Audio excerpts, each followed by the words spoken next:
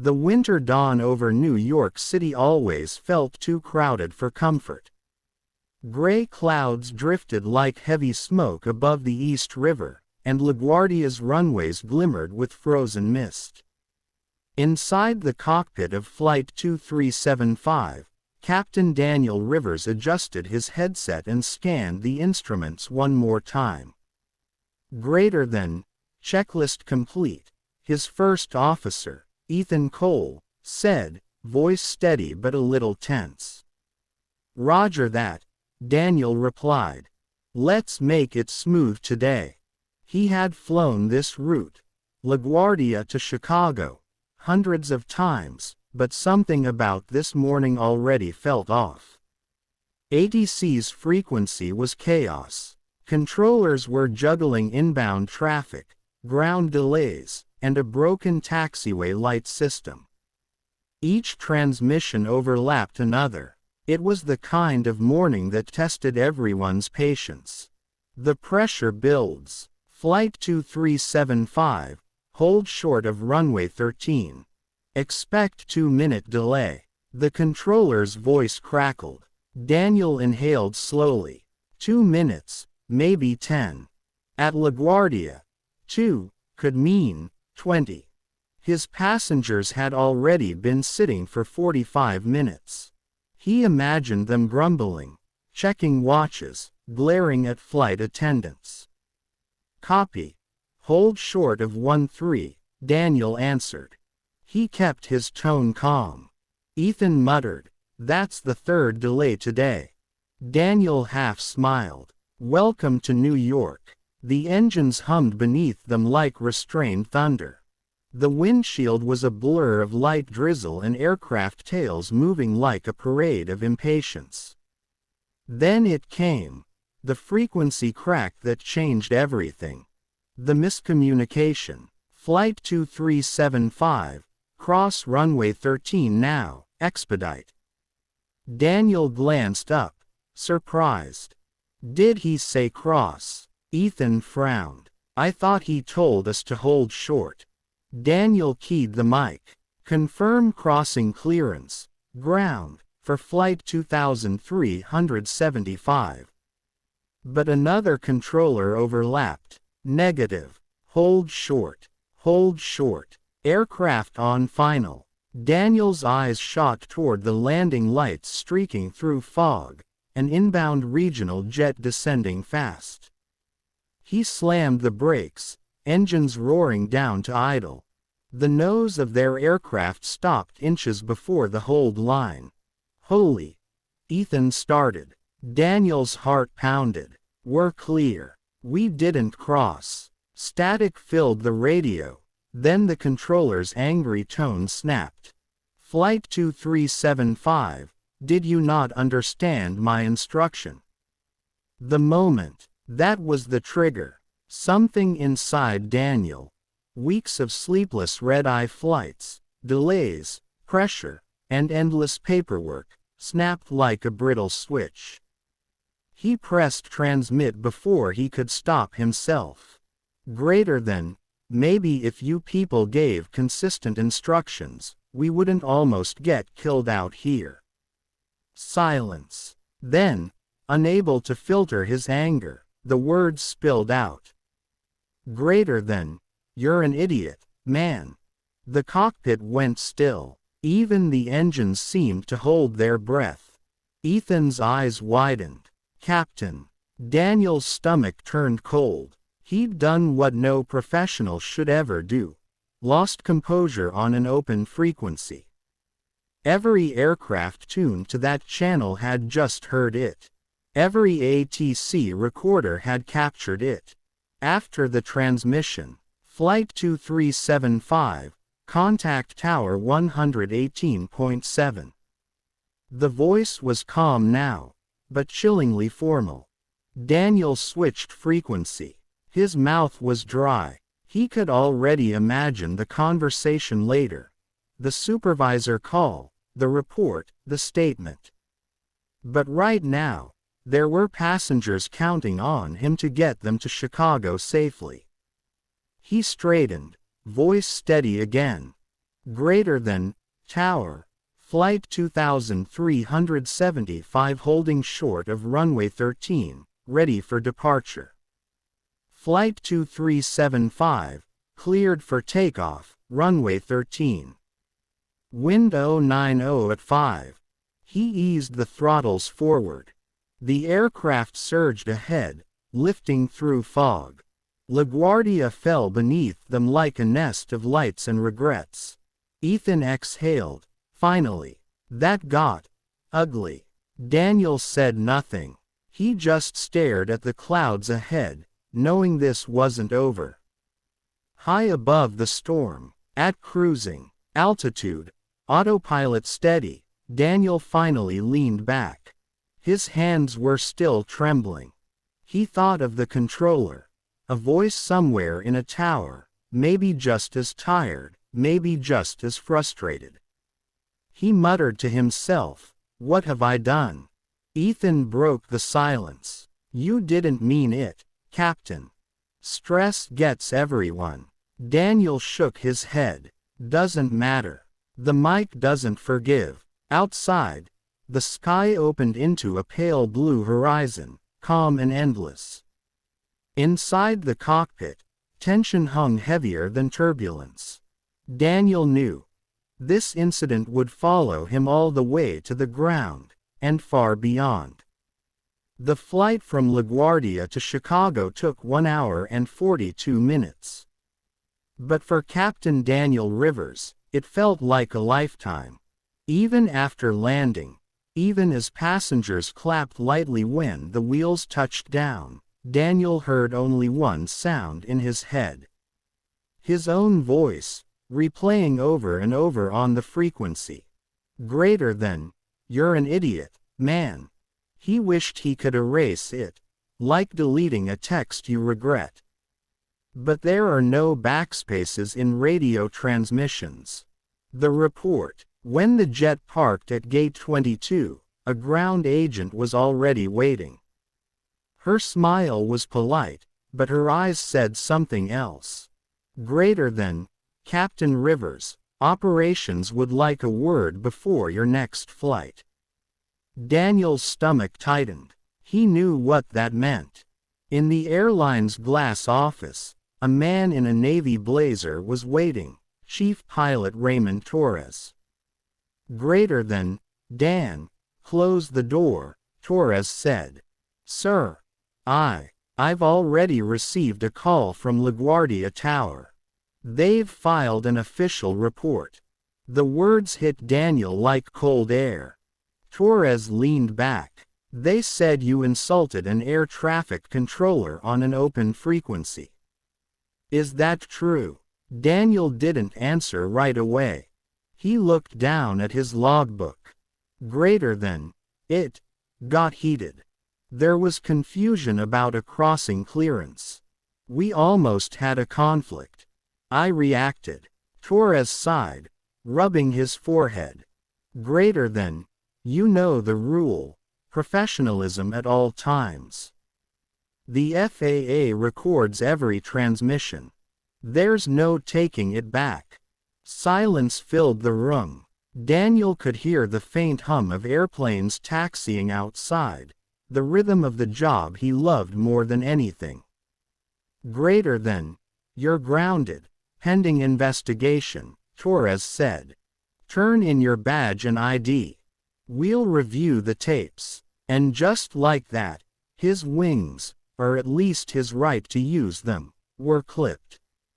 The weight of words. That night, Daniel couldn't sleep. His apartment felt like a hangar, empty and echoing. He sat on the couch, lights off, listening to the city hum below. He had spent 22 years flying, from rough weather cargo routes to first-class international flights. And yet, a single sentence had undone it all. His phone buzzed. A message from Ethan. Greater than, "Captain, I know today was rough. For what it's worth, you kept us safe. Don't beat yourself up." Daniel typed a reply, then deleted it. What could he say? He didn't want sympathy. He wanted silence. The public reaction. 2 days later, the incident leaked. Some anonymous forum post. Greater than. Pilot calls ATC. Idiot. Over frequency at LaGuardia. Within hours, it spread through aviation blogs, then to YouTube, then to mainstream news. Talk show hosts joked about airborne attitude. Online commenters picked sides. Half called him unprofessional. Others said, finally, someone told the truth. Daniel stopped reading after the first day. He'd always believed in the dignity of the uniform. Now, he couldn't even look at it. The FAA interview. The FAA's regional office smelled like burnt coffee and stress. Daniel sat across from Investigator McAllen, who looked too young to have seen what real pressure was. Greater than. Captain Rivers, we're here to understand the context, McAllen said. Was there an operational threat to the aircraft? No, sir. We stopped before the hold line. No runway incursion. Then why the comment? Daniel hesitated. Greater than. Because I was tired. Because the instructions were conflicting. Because I'm human. McAllen raised an eyebrow. Do you feel justified in what you said? Greater than. No. But I understand why I said it. There was a long pause. The investigator nodded slowly. That's honest. Most people don't get that far. He closed the file. We'll make our recommendation. You'll be notified. The silence. Weeks passed. No flying. No uniform. No radio calls. Just silence. Daniel started running in the mornings, through Central Park, under gray February skies. He'd watch planes overhead, their engines leaving faint trails like ghostly signatures. He realized something he'd never noticed before. Flying had become his identity. Without it, he didn't know who he was. His daughter, Emma, called one evening. She was studying engineering in Seattle. Greater than. Dad, Mom told me what happened. Are you okay? I will be, he said softly. You always told me aviation is about discipline. Maybe it's also about forgiveness. That line stayed with him. Forgiveness. Not from the world, but from himself. A visit from the tower. 3 weeks later, Daniel got a call from an unknown number. Greater than. Captain Rivers. This is Laura Bennett, from LaGuardia Tower. Daniel froze. The controller. The same one from that day. Greater than. I wanted to talk, she said. If that's okay. Go ahead. You know, that day wasn't easy for us either. The system was down. We had 4 runway changes in 15 minutes. You were frustrated. So was I. You didn't deserve what I said. And you didn't deserve the fallout, she replied gently. For the first time in weeks, Daniel smiled faintly. Greater than. Maybe next time, we'll start with, good morning, instead of shouting. Laura laughed. Deal. They hung up, but the call left him lighter. The silence didn't feel like punishment anymore, it felt like reflection. The call back. 1 month later, Chief Pilot Torres called again. Greater than. Dan, the FAA cleared you. They ruled it as a communication lapse, not misconduct. You'll undergo a refresher program, then you're good to return. Daniel closed his eyes. Thank you. Greater than. I hope you learned something from this. Yeah, Daniel said quietly. The radio carries more than sound, it carries emotion. And sometimes, That's the most dangerous frequency. He walked to his balcony that night, the city lights flickering below, and watched a jet pass overhead. Probably another pilot, another story, another day under pressure. Daniel whispered to the sky. Greater than, we're all just voices in the storm, trying to be heard. The silence that followed was finally peaceful. The conference room at the airline's headquarters was filled with quiet hums of cameras, reporters, and curious faces. It had been 6 months since the LaGuardia incident, 6 months since Captain Daniel Rivers had spoken a single public word about it. The airline had invited him to speak during their Human Factors and Communication in Aviation seminar. The irony wasn't lost on him. The man who called an air traffic controller an idiot was now supposed to explain why words matter. Daniel adjusted his uniform jacket, freshly pressed, gold stripes shining, and took a slow breath. He looked older in the reflection of the glass door. Maybe wiser, too. The moderator gave a brief introduction, then gestured to him. Greater than, Captain Rivers, thank you for agreeing to speak. Daniel stepped up to the microphone.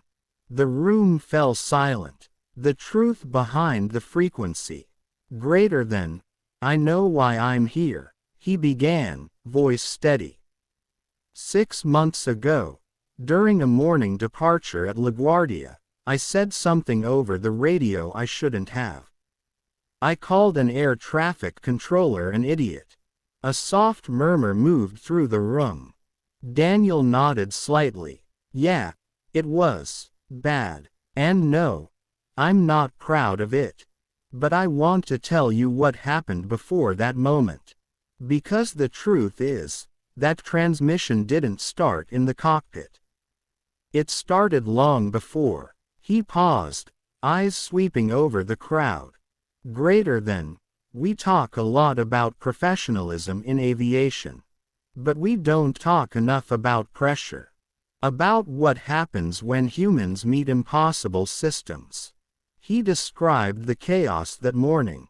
The mixed instructions, the multiple runway changes, the fog, the tired voices, the adrenaline spike when he saw another plane descending toward their runway. Greater than, I reacted like a human, not a pilot, he said quietly. And that's the difference between training and reality. Training doesn't give you fatigue, it doesn't give you fear. But reality does. Owning the moment, he took a sip of water, his reflection in the glass podium trembling slightly. Greater than, after that day, I lost everything I thought defined me. My wings, my job, my pride. But I gained something else, awareness. He let the word hang in the air. Greater than, aviation is built on discipline, yes. But it also needs empathy. Controllers have hundreds of airplanes in their ears. Pilots have hundreds of souls in their hands. We both carry weight, and sometimes, we forget the person on the other side of that radio is fighting their own storm. A few heads in the audience nodded. Some pilots, some controllers, some young trainees recording every word. Greater than, I learned that one sentence can destroy trust, or rebuild it. It depends on what you choose next. A second chance. After the seminar, Laura Bennett, the same controller from LaGuardia, approached him. Her hair was shorter now, her uniform neat and crisp. Greater than, you spoke well, she said. Thanks, Daniel replied. I just told the truth. You know, after that day, I started ending every shift by telling my team, we talk to pilots, not airplanes. It changes the way they listen. Daniel smiled. Maybe I should start saying, we listen to people, not frequencies. They both laughed, the kind of laugh that comes from closure, not humor. Before she left, Laura turned and said, "Greater than, you're still one of the best pilots in the air, Daniel. Don't let one bad frequency define you." He nodded. "It won't." Back in the sky, weeks later, he was back in the left seat. A clear morning departure from Boston, bound for Denver. The engines hummed, the pre-flight checklist rolled smoothly. His new first officer, a young woman named Maya, spoke confidently through the radio. "Greater than, Tower, Flight 1085 ready for departure, runway 22R. Flight 1085, cleared for takeoff, wind calm." Daniel eased the throttles forward. The aircraft began to roll. As the wheels left the ground, he felt it, that old, familiar lift. But this time, it carried something deeper, humility. "Greater than, positive rate," Maya said. "Gear up," Daniel replied. "Beautiful climb," she added. "Yeah," Daniel said softly, gazing at the rising horizon. "It always is." For the first time in months, his hands didn't tremble. His voice was calm. He was home again. In the sky, where silence wasn't emptiness but peace. The captain's reflection. Later, during cruise, he turned on the cabin mic. "Greater than, ladies and gentlemen, this is your captain speaking. We're flying smooth today, clear skies all the way to Denver." He paused, then added something he'd never said before. "Greater than, aviation isn't just about flying machines. It's about people, and the voices that keep us safe, even when they sound impatient or unsure. On behalf of my crew, I want to thank the controllers, the staff, and everyone who helps us reach our destinations safely, even when the air gets rough." Maya looked at him, smiling. "That was beautiful, Captain." Daniel chuckled. "Guess I finally learned to use the mic right." They both laughed as sunlight streamed through the cockpit window, spilling gold over the instruments. The end. The clouds stretched endlessly ahead, not as barriers, but as paths waiting to be crossed. For Captain Daniel Rivers, the sky had given him everything: purpose, failure, forgiveness, and flight. He'd learned that sometimes, you have to fall through the static to find your frequency again. And when he did, it was clear, steady, and human.